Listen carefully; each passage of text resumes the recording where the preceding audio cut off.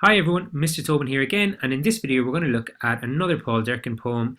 This time it's Parents. This poem is on the syllabus for both the higher and ordinary level papers, so make sure you download the correct quiz from the link in the description. As always, in the video I'm going to take a look at some background to enhance our understanding of the poem, then we'll go through it line by line, and then I'll finish up by giving you some points that you could use in an essay if a question on Durcan comes up. So first, let's take a look at a bit of background to this poem. Although this poem is not autobiographical, it's not Durcan talking about when he was a baby and his parents were watching him in his sleep. It's still interesting to take into account Durcan's own relationship with his parents. He has said that he had a difficult relationship with his father, while he had a much warmer one with his mother. Despite the better relationship with his mother, he has also said that he believes that he was a disappointment to her. His father was a very stern figure and often called him a sissy and beat him sometimes if he didn't perform well on tests. Durcan studied law and economics at University College Dublin, and while there, his parents forced him, against his will, into St John of God's Psychiatric Hospital in Dublin, and later a psychiatric institution in London,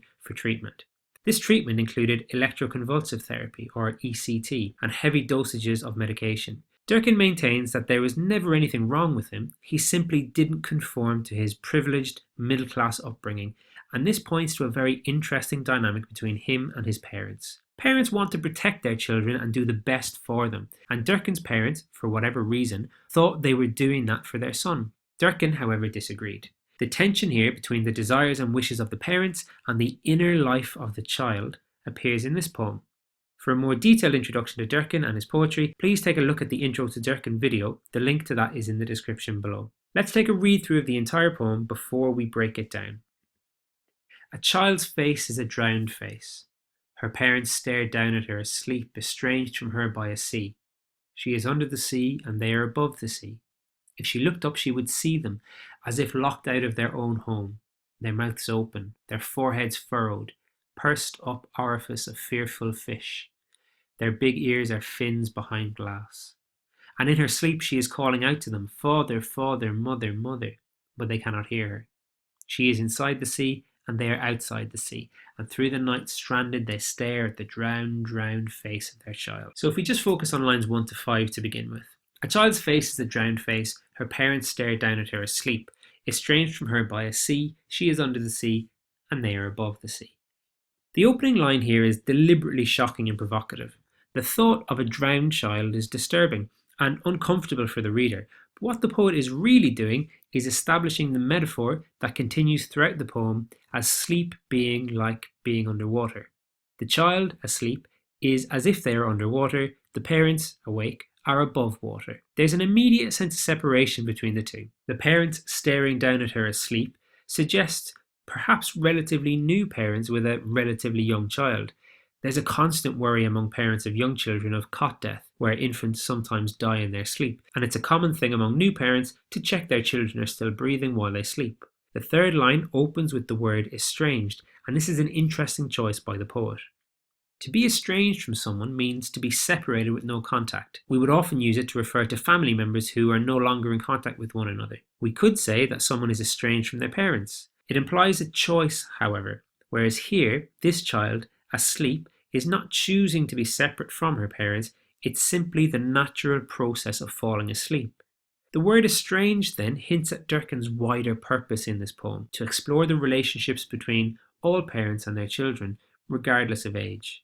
The final two lines here, lines 4 and 5, re-emphasize the metaphor that the poet has established. She is under the sea, and they are above the sea. If she looked up, she would see them, as if locked out of their own home, their mouths open, their foreheads furrowed, pursed up orifice of fearful fish. Their big ears are fins behind glass. In line 6, the poet shifts the perspective from the parents looking down to the child and what she would see if she woke up.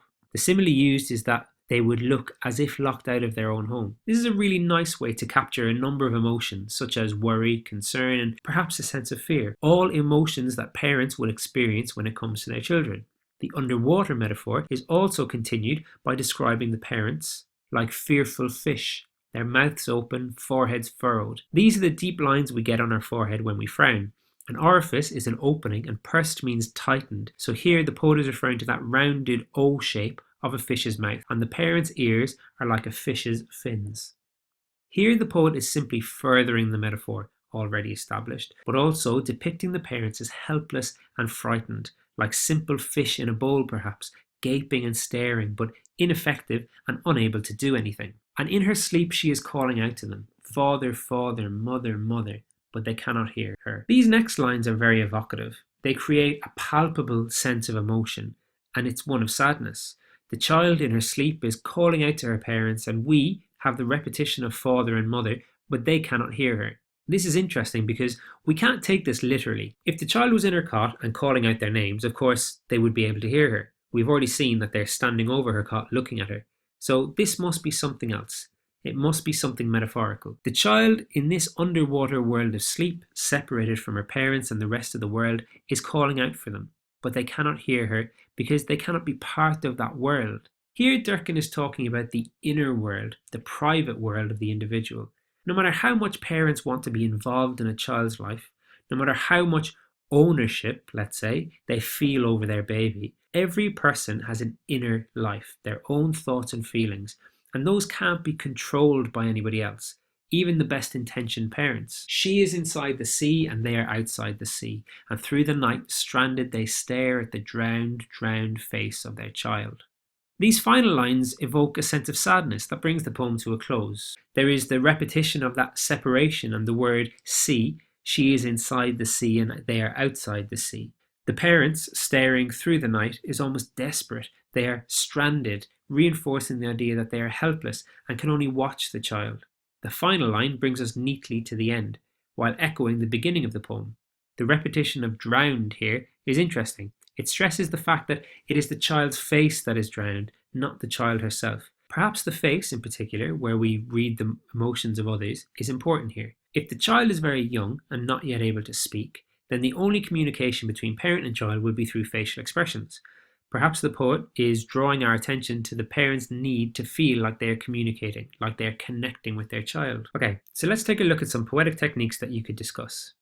On one level, this poem is about the concern that parents feel when watching their children sleep. But the layering of metaphor and simile here, the use of the sea, heightens the experience and the complexity for the reader. Durcan explores the idea of separation and self. The child is separated from her parents and they are helpless and they can only look on. The suggestion here is that this is simply the way things are for parents. They may want to do everything they can for their children to keep them from all harm, but there is a limit to what they can do. The child has a private inner world that no matter how much those parents want to be a part of it, they are unable to access it. When we consider Durcan's own parents and the issues he faced growing up, it's clear that Durcan wasn't allowed this private inner world. He wasn't allowed to be himself. When he tried to be his own self, his father called him a sissy, or when he got older, his parents had him committed by force to a psychiatric institution. Durcan, in an interview in 2007, said, "I spent all my life trying to understand my parents. Even if I had 100 more lifetimes, I still wouldn't. Both of them are very complicated." We can see this difficulty in understanding in the poem. The parents in this poem are described as stranded, fearful, locked out of their own home. In many ways, this is how Durcan's own parents may have felt trying to understand their son. The sadness evoked in the poem is telling too, as it focuses on the sadness of the separation and the distance between the parents and the child, rather than celebrating the necessary independence of a child from its parents.